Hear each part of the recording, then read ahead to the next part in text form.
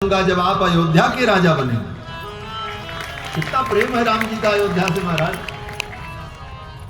ये अर्थ मैं अपने से नहीं कह रहा हूं, बस दोहा की अर्धाली से आप अनुभव कर लें। गोस्वामी जी महाराज कहते हैं कि भगवान ने यही कहा, होइहो अवध भुवाल, होइहो अवध भुवाल, तब मैं होव तुम्हारा सुत।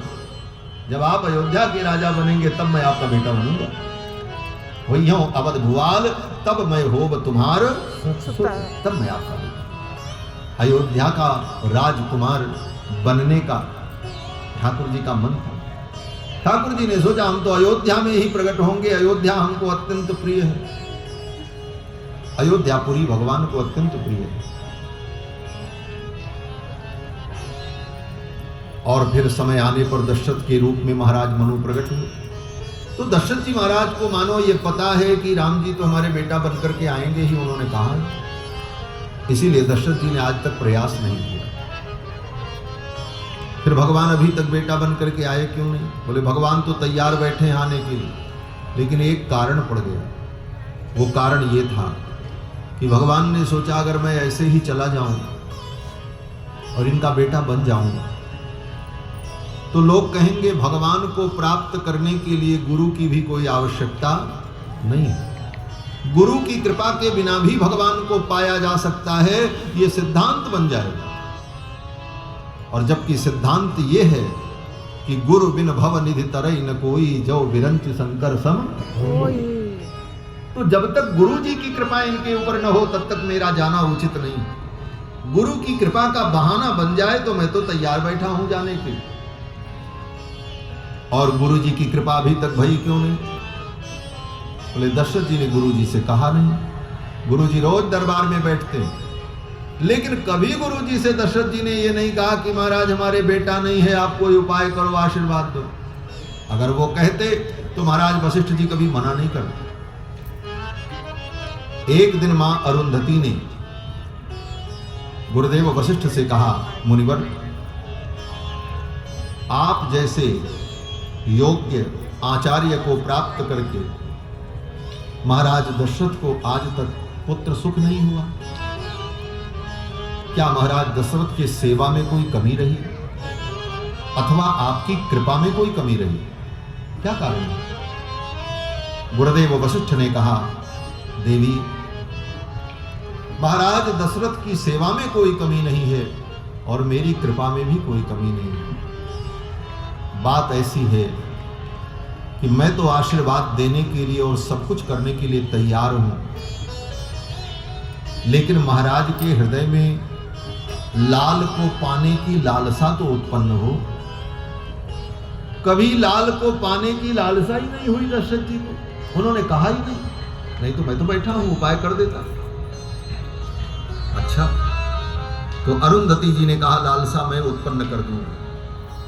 गुरुदेव वशिष्ठ ने कहा, देवी अगर आप दशरथ के मन में लालसा उत्पन्न कर दोगी तो लाल जी भी प्रकट हो जाएंगे। लाल जी तो आने के लिए तैयार बैठे, लाल जी आने को तैयार हैं, लालसा तो उत्पन्न हो। और सच्चाई यही है, भगवान हमारे आपके जीवन में आने को तैयार बैठे हैं, लेकिन भगवान को पाने की सच्ची लालसा ही नहीं पैदा होती हमारे जीवन में। सच्चाई है। और जिस दिन लालसा प्रकट हो जाए, और इतना ही नहीं हमारी लालसा रो पड़े, हम रोए ठीक है, लेकिन उससे भी अच्छा क्या है? बोले हमारी लालसा रोने लग जाए, अब राम जी कब आएंगे? और जिस दिन लालसा रो पड़ती है उस दिन भगवान को प्रकट होना पड़ता है, ठाकुर आ जाते हैं। एक बड़ा सुंदर भाव श्रीमद् भागवत महापुराण से, रास लीला में जब गोपियों के बीच से भगवान अंतर्धान हो गए, गोपियां भगवान को ढूंढती रहीं, गोपियां रोती रहीं, तब तक भगवान नहीं आए। लेकिन गोपियों की लालसा जब रो पड़ी तो भगवान को आना पड़ा। गोपियों की लालसा रो पड़ी महाराज। वेदव्यास जी के शब्दों का चमत्कार देखो। वेदव्यास जी लिखते हैं कि रुरुदु सुस्वरम राजन कृष्ण दर्शन लालसा। कृष्ण दर्शन की जो गोपियों की लालसा थी वो लालसा रो पड़ी। गोपियां तो रो ही रही थी, लेकिन गोपियों की लालसा रो पड़ी। भगवान ने कहा अब जब लालसा रो रही है तब तो चलना ही पड़ेगा। और भगवान प्रकट हो गए। तासा महावीरभूत क्षौरिस्मयमान मुखाम्बुजः पीतांबरधर स्रग्वी साक्षान् मन्मथ मन्मथा कोटि कोटि कंदर्प दर्प दलन पटियान महतो महीयान सर्वतो जायान भगवान गोपियों के मध्य में प्रकट हो गए। कब? बोले जब उनकी लालसा रो पड़ी तब। लालसा तो उत्पन्न हो, ये लालसा ही नहीं होती। कथा सुन लेते हैं, फिर बोले कथा सुनने के बाद फिर वही दुनियादारी चलती रहती। खाओ पियो सो जागो मिलो रो गाओ हंसो, संसार का जो धर्म चलता रहता। कभी ऐसा होता है जीवन में कि सिर पकड़ करके बैठ जाओ, अब न खाना खाएंगे, न पानी पिएंगे, न सोएंगे, न जिएंगे, अब जब तक भगवान नहीं मिलेंगे तब तक कोई काम नहीं होगा। ऐसी त्वरा जिस दिन उत्पन्न हो जाए तो भगवान सामने खड़े हो जाएंगे। भगवान के बिना हमारा भी काम चल रहा है, इसलिए भगवान भी सोच रहे हैं ठीक है हमारे बिना चल रहा है तो चले, जब तक चले चले। जब हमारे बिना काम नहीं चलेगा तो हम आ जाएंगे। भगवान के बिना सबका काम चल रहा है। बंधुओं, सच्चाई यही है, हम लोग भगवान के आर्त भक्त नहीं बन पाते, दृप्त भक्त बन करके रहते। भक्त की दो श्रेणियां बताई गई, आर्त और दृप्त।